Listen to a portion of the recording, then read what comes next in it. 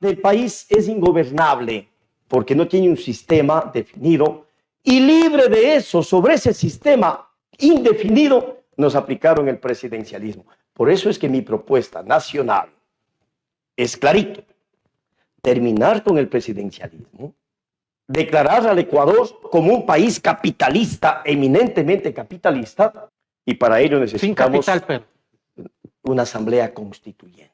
Sí, el mejor capital que tiene el Ecuador es su riqueza natural. Recuerde que hoy se está hablando la capitalización de un país a través del intercambio de carbono.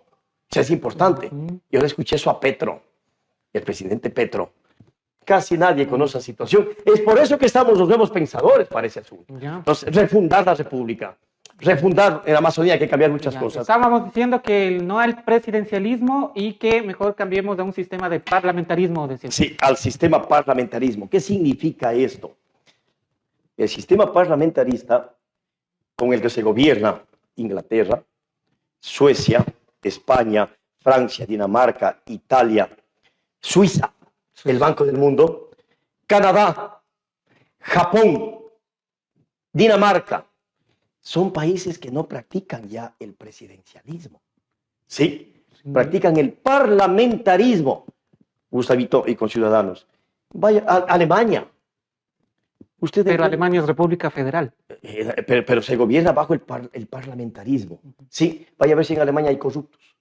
Vaya a ver si en Canadá hay corruptos. Bueno, sí puede haber, pero no tanto como aquí. No se ha escuchado. Algo se puede escapar. Pero en cambio vaya al Ecuador a ver si hay corruptos. Aquí sí hay. Obviamente sí hay. Entonces, el parlamentarismo es dar... Pero estoy hablando de un parlamentarismo racional, puro. El parlamentarismo es darle el verdadero poder a los representantes del pueblo, a los parlamentarios, ya no asambleístas. Sí, ya no asambleístas. Entonces, el parlamento es el que tiene el control del Estado, con sus dos cámaras, la Cámara Alta, la Cámara Baja o la Cámara de los Comunes. No se gobierna por un presidente, sino se gobierna por un primer ministro. ¿De dónde nace ese primer ministro? Vaya, el Parlamento de la Cámara de los Comunes, que son la mayoría, sí, que son la mayoría en el Parlamento, los representantes del pueblo que llegaron como parlamentarios son designados como ministros al Consejo de Ministros. Sí, o sea, los ministros son electos por el pueblo, ya no son cogidos a dedo como es por el Parlamento. Claro, el Parlamento. Que representa al pueblo. Que representa al pueblo. Entonces, el Parlamento con el control de la Cámara Alta, sí, la Cámara Alta no participa en designar ministros de la República. Salen los mejores hombres, verdaderos parlamentarios. Con formación. Claro, salen los mejores hombres, los mejores parlamentarios que han llegado electos por el pueblo. Y ellos son ministros. Ellos son los ministros que conforman el Consejo de Ministros. Y ¿sí? De ahí sale el primer ministro. Que viene a ser el jefe. Que viene a ser el jefe de Estado, pero sin el poder omnímodo que tiene en el presidencialismo el presidente de la República. Entonces, ese primer ministro primeramente ya no elige ministros a dedo. Él está controlado por los ministros, por el Consejo de Ministros electos por el pueblo. ¿Sí? De toda la representación. Entonces a ese Consejo de Ministros van a ir la gente que ha sido electa por el pueblo. Estarán los trabajadores, estarán los industriales, estarán de los estudiantes, de los médicos. Forman un consejo amplio. Pero bueno, en la Cámara Baja puede entrar cualquiera también. Obviamente. Está como ahora. Pero gente preparada, ¿no? Gente preparada. Sería lo deseable, pero sí. Eso tiene que ponerse en la Constitución. Ya. ¿Cuáles son los requisitos para ser parlamentario? Ahí está el detalle, porque actualmente puede entrar cualquiera. No, es que primeramente, por eso digo, para refundar la República, hay que primeramente cambiar la Carta Magna. La Carta, el contrato social de Rousseau, ¿no es cierto? Entonces, en donde están las reglas del juego, la República se va a gobernar por el parlamentarismo, sí, se acabó el presidencialismo, entonces la Constitución, en donde que irán verdaderos constituyentes, verdaderos legisladores, a armar esa Constitución. que va a cambiar la forma de gobierno en la sociedad. Pero para la constituyente, como todavía estamos regidos por el actual sistema, no es ningún requisito más que tener 18 años y gozar de los derechos. Bueno, obviamente, si vamos a aplicar la constitución vieja que tenemos ahorita. Es que tendríamos que aplicar esa porque no hay otra cosa más. Sí. Pero al menos el pueblo tiene que ser ya inteligente en enviar gente con conocimiento. Pero nunca ha pasado eso. Hasta hoy no ha pasado. Hasta hoy no ha pasado. Alguien baila bonito y ya alguien canta bonito y ya. Eso es lo que ha pasado. Y eso es, yo creo, uno de los motivos por los que el Ecuador es ingobernable. Y es un político analfabeto. O sea, analfabeto porque desconoce de política. Claro, estamos hablando analfabeto de la ciencia y el arte de gobernar. De la ciencia política, porque la política es una ciencia. Y un arte también. Estamos hablando de mi propuesta. Así, hablan didácticamente, ojalá nos entiendan. Yo creo que sí, yo estoy entendiendo clarito. Yo sé que esto va a ser un poquito complejo, duro, complejo. No, pero yo creo que Cristiancito Morocho está entendiendo. Okay. Ya. Bueno, Cristiancito Morocho ¿cuántos años tiene? 17 años y dice que está entendiendo perfectamente. Perfecto. A los jóvenes, ustedes son el futuro de esto. Van a ser gobernados por una nueva... O sea, a cambiar, a refundar la patria. Es por eso refundar la patria. Entonces, esa es la propuesta de este ciudadano amazónico, ¿sí? Que creen que estoy loco. No, tenemos más de 10 países en el mundo gobernándose con este sistema. Pero esos 10 países en el mundo tienen otra cultura, otra historia y otra economía. Porque, por ejemplo, la Cámara Alta en Inglaterra están conformados por los lords. Bueno, es que también hay una cosa aquí, Gustavito. Sí. Y el jefe de Estado es el rey. Aquí no hay, pues, rey. Así es, no. O sea, lo que pasa es que no existe una sola forma de parlamentarismo. A diferencia del presidencialismo, existe una sola forma. Usted elige al presidente, le entrega el país un cheque en blanco, que haga lo que le da la gana. Él maneja la plata del Estado, el presupuesto y somete a los demás poderes. Eso nos faltó. En el presidencialismo, el poder ejecutivo, como es el que maneja la plata, el billete, y tiene todo el poder, somete a los demás poderes. No tanto, más bien el legislativo es el que somete al presidente. Por eso tuvo la muerte cruzada, porque no le dejaba a Guillermo Lazo hacer las cosas. Vea, el poder ejecutivo, Gustavito, aquí en el Ecuador, hace 2 o 3 meses atrás, sometido por el presupuesto que tuvo que plantear una acción de protección para que el señor ejecutivo le transfiera el dinero a esta función del Estado. Sometido, se somete por el dinero. Más bien yo sí tengo en mi mente que es la función legislativa el que somete al ejecutivo. Excepto en el gobierno de Rodrigo Borja, que tenía mayoría legislativa, y de Rafael Correa, que tenía mayoría legislativa. Con esta figura de la muerte... Todos los presidentes han tenido en contra al legislativo. Con esta figura de la muerte cruzada, ¿sí? Se da una barbaridad en el asunto. En el parlamentarismo no puede destituir el presidente al parlamento, sí, porque no tiene esa facultad. Hablando del tema del primer ministro, él solamente se limita a obedecer lo que resuelve el Consejo de Ministros controlado por el Parlamento. ¿Sí? Es decir, que se le ha quitado todo el poder y ya... Pero hay una mayor dependencia del Parlamento. El Parlamento controla todo el asunto, sí. El Parlamento pero en Ecuador es el primer poder del Estado. Porque si en una familia, que son familia de padre y madre, que son de unas 12 personas, no se saben poner de acuerdo. Peor una cámara con más integrantes. Bueno, por la cultura del Ecuador, sí, no sé qué tan viable sea eso. ¿Cómo se gobierna Canadá?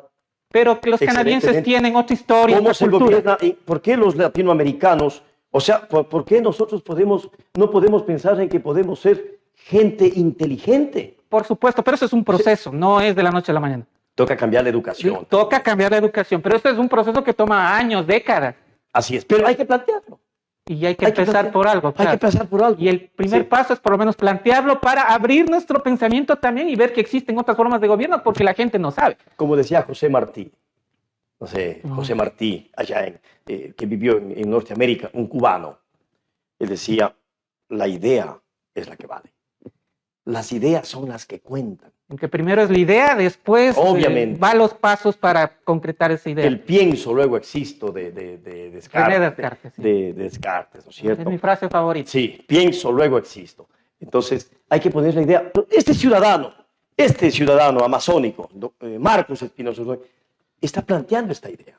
Y estoy tratando de explicar a la ciudadanía una situación válida vivida en otros países. O sea, decirles a ustedes que no, que el presidencialismo, el elegir al mandamás del país no es la única forma de gobernarnos.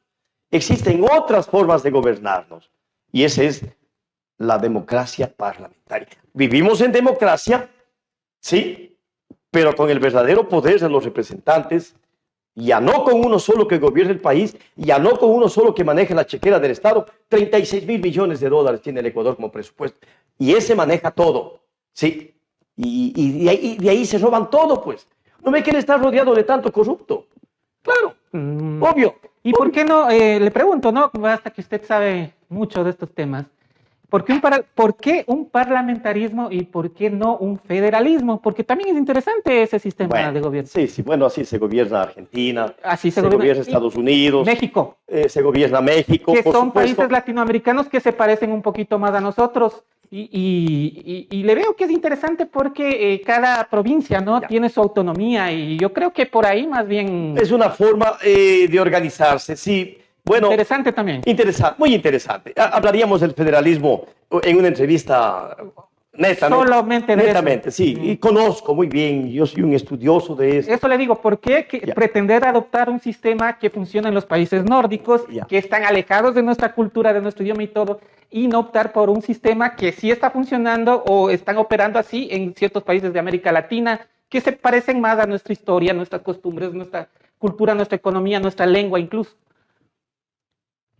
Porque el federalismo, que es un país gobernado por varios estados diferentes, gobernadores diferentes, es un poco más complejo. Yo quiero empezar por algo. Quiero seguir el ejemplo de Suiza, por ejemplo. Quiero seguir el ejemplo de Canadá. El ejemplo de Alemania, por ejemplo, ¿no es cierto? Entonces, en que ahí no se vive un federalismo, ¿no? Sino que una república directa, ¿sí? Una república única, ¿sí? Sin estados divididos, ¿sí? Entonces, quiero empezar por estoy planteando lo más sencillo, lo que ha dado resultado en las otras repúblicas que practican el parlamentarismo, ¿no? Entonces, por ser un poco didáctico también, no estoy planteando el federalismo, porque yo puedo plantear el federalismo con el parlamentarismo, ¿no es cierto? Entonces, varios parlamentos, varios estados, leyes diferentes en un estado aquí, ley diferente en lo que es delito acá, no es delito acá, como es en Estados Unidos o como es en México, ¿sí? Yo estudié en México también, pues estudié 2 años y conozco lo que es el federalismo mexicano. Sí, así es. Entonces lo conozco. Pero es más complejo aplicar esa situación. Sí, es más complejo aplicar. Por ejemplo, en Estados Unidos, el pueblo no elige al presidente de la República. Sí, o sea, no es que usted va a Estados Unidos y lo elige al presidente. No existe una democracia directa. No, a él eligen los representantes de los estados. ¿No es cierto? Que se llaman los senados y tanta vaina. Entonces, ni ellos practican el presidencialismo directo, como nos clavaron en América Latina. ¿Por qué? Porque vieron que esto es lo peor, pues, ¿no es cierto? ¿Por qué el imperialismo norteamericano no implementó la forma como ellos se gobiernan en Latinoamérica? ¿Por qué? ¿Por qué? Claro, ellos, ¿No de acuerdo. Ellos, bueno, los fundadores de Estados Unidos son gente de mucha trayectoria, de mucho pensamiento, de mucha preparación y bueno, ellos vieron lo mejor para su pueblo de acuerdo a un análisis concienzudo de su historia, de su economía. Recuerde que Estados Unidos era colonia de Inglaterra. Sí. Bueno, entonces ahí me está dando la respuesta, ellos adoptaron el sistema de Inglaterra. Claro, por supuesto, obvio. Inglaterra les conquistó a los norteamericanos. Y es por eso que se da la revolución norteamericana, pues. Claro. O sea, se liberaron de un país que les colonizó, ¿sí? De Inglaterra. Entonces, por eso se da la revolución norteamericana el 4 de julio, ¿cierto? Entonces, pero a ellos quedaron más o menos con un gobierno parlamentario, ¿no? Obviamente, sí. Claro que eligen de diferente manera. Por eso le digo, Gustavito y conciudadanos, el parlamentarismo también es diverso. Claro, sí. hay diferentes... Por ejemplo, el parlamentarismo inglés, en el cual el jefe de Estado es el rey, que no tiene ninguna función, pero es el jefe de Estado. ¿De Estado o de gobierno? El jefe de Estado. Ya. El jefe de gobierno es el primer ministro, ya, como fue Margaret Thatcher y tanta cosa, ¿no? En cambio, en Alemania, allá no hay rey, no es un reino, es una república alemana, entonces allá no hay rey, no hace falta el jefe de Estado porque no representan a una monarquía, sino que en cambio sí tenemos el primer ministro, que es el jefe de gobierno, controlado por el Consejo de Ministros electos por el pueblo y a la vez controlados por el Parlamento a través de las dos cámaras, la Cámara Alta y la Cámara Baja. La aprobación de las leyes es totalmente diferente en un gobierno parlamentario. El primer ministro ya no tiene la facultad de vetar las leyes, ¿no es cierto? Como es aquí. Aquí en el Parlamento se matan enarbolando las leyes y ¡pum! Le veta. Tiene que ir al presidente. Si a él le da la gana, dice, archívese. Vetar. En el parlamentarismo ya no hay eso, porque al primer ministro ya no tiene ese poder omnímodo. Lo que es más, en el Ecuador estamos viviendo un hiperpresidencialismo. Más allá del más abuso, más corrupción. Entonces, en el parlamentarismo, el que controla la aplicación de la ley es la Cámara Alta, ¿no es cierto? Ellos controlan la aplicación de la ley, pero no hay veto de ley. Si no hay una concertación de la ley entre las dos cámaras, lo que se va a aplicar en la República. Es muy interesante esa situación. Bueno, vea, ya se nos ha ido el tiempo. Quiero aprovechar los últimos minutos preguntándole ciertas cuestiones que son necesarias también. Nos ha explicado con lujo de detalle en qué consiste su propuesta, que es instalar un sistema parlamentarista en lugar de un presidencialista. Sí, para aquello ha mencionado el doctor Marcos Espinosa que es necesario realizar una Asamblea Nacional Constituyente. Si usted es electo, para hacer esa Asamblea Nacional Constituyente, los mecanismos, la consulta popular, ¿no es cierto? A través de una consulta sería. A ver, y para que sea aprobada esta consulta popular y todas estas cuestiones, tiene que tener la aprobación de las 2/3 partes de la Asamblea Nacional. Bueno, hay varias formas. No sé si estás usted con esta propuesta o comparten el resto de compañeros de su lista en primer lugar, ¿no? Porque por ahí tendríamos que empezar para luego ver si es que los otros asambleístas apoyarían esta visión que usted tiene. Bueno, en los diferentes congresos que yo tengo con Centro Democrático, soy un vocero, un portavoz. He dado la idea de esta situación. ¿Qué le han dicho? Sí, les parece interesante, ¿no? Interesante el asunto, novedosa, interesante, un poco recios a cambiar porque estamos acostumbrados a esta vaina del presidencialismo, pero hay que cambiar. Pero yo aplicaría la otra forma para plantear, si yo soy electo asambleísta nacional, yo voy a trabajar concretamente en esta propuesta que yo tengo. Voy a trabajar en que se llame una asamblea constituyente. Y si es que no tengo el apoyo y el respaldo dentro de la asamblea, entonces yo acudiría al pueblo. Una consulta popular. Recogeré las 700, de firmas. Recogeré las 750.000 firmas. O sea, yo trabajaré en eso, netamente. Concretamente para llevar a cabo mi propuesta. Pero ahí se va a meter en camisa de once varas porque tendría que socializar lo que estamos ahorita hablando a los 13 millones de electores que existen para que respalden su propuesta, porque si la gente no conoce, no le va a dar el apoyo por el sí en esa consulta que usted plantea. Obviamente, hay que llevar el mensaje, sí, hay que llevar, sí necesito una curul de poder, sí, siendo asambleísta nacional, yo tengo una curul de poder, que me es más fácil, inclusive movilizarme, contar con la logística y tanta cosa, porque soy un asambleísta de la República. Entonces, yo me dedicaré al país. Claro, a recorrer el país. Pero pasando, porque esta es una conversación un poco, pero si se dedica a eso, va a descuidar su estudio jurídico. Bueno, mi empresa jurídica, el consorcio jurídico amazónico, que lo tengo y de donde vivo, no soy servidor público. Por eso mismo se me vino a la mente. Yo vivo de la empresa privada. Yo tengo organizado mi consorcio jurídico. Tengo mi personal, tengo mi gente, tengo mis abogados, tengo todo lado. Todo está organizado. Usted por teléfono, ahora con la facilidad tecnológica, ya va los abogados que conforman mi empresa jurídica, que trabajan para el consorcio jurídico del cual soy el dueño, están capacitados para esta situación. ¿Sí? Y cualquier duda por teléfono. Así es. Entonces yo tengo que desvincularme netamente de mi empresa, por supuesto, eso es lo que y dedicarme a esta función de la política, a cambiar, a refundar la República, a cumplir con lo que yo estoy diciendo. Voy a pelear por una asamblea constituyente para refundar la República, botar a la basura el presidencialismo y enarbolar el parlamentarismo. ¿Será suficiente, dada la cortedad del tiempo que tenemos en este periodo, porque son de 18 meses nomás, y todo lo que usted menciona sí toma a veces hasta años? Sí, va a tomar el tiempo, pero lo importante es encender la llama.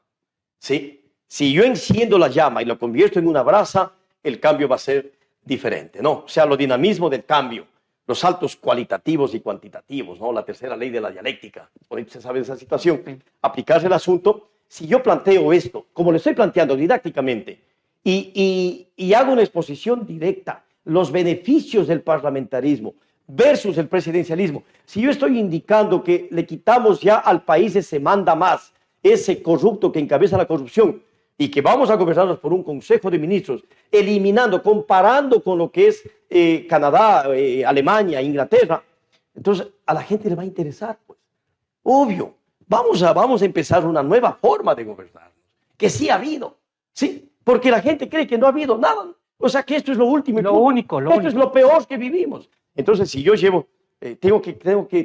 Y para eso sirve la filosofía, la caverna de Platón. Exactamente. Tengo que grabar esto en la mente de mis jóvenes, de mis electores, ¿no es cierto? Yo por eso pido el voto joven. ¿Por qué? Porque les estoy ofreciendo un cambio estructural en el país, una nueva república, en la cual justamente pues empezando primeramente la educación, garantizando su gratuidad y garantizando su libre ingreso para que usted se eduque, que aprenda, que entienda y obviamente haciendo experiencias con los otros países, intercambio con los otros países donde viven el parlamentarismo con nuestros jóvenes y vamos a tener buenos líderes. Ya no voy a ser solo, que tenga un líder bueno como el pensamiento de uno, ya es empezar por algo. Perfecto, mi doctor, y ya hemos concluido el tiempo previsto para esta entrevista. Rapidito se nos ha ido, pero muy interesante. Hemos conversado, nos estamos despidiendo. Hasta pronto, felicidades. Gracias, Gustavito. Todo.